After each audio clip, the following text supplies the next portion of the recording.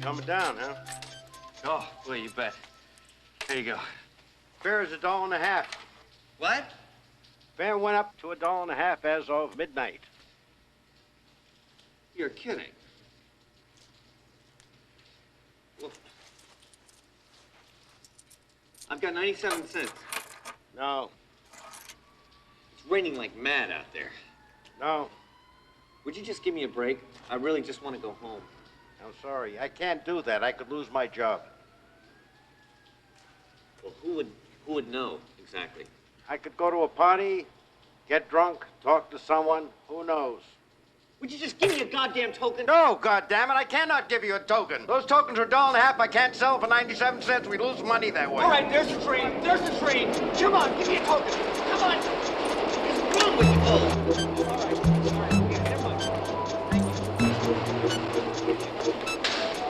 Can I help you? Yeah, I wanted to take the express, and that was a local. I mean, hey, the other way around. Talking to you. I know. I'm sorry.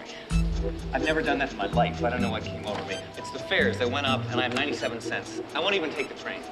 I won't even take it. I'm sorry. Isn't that it's my train? That's the one I wanted. Thanks a lot. Must be a full moon out there.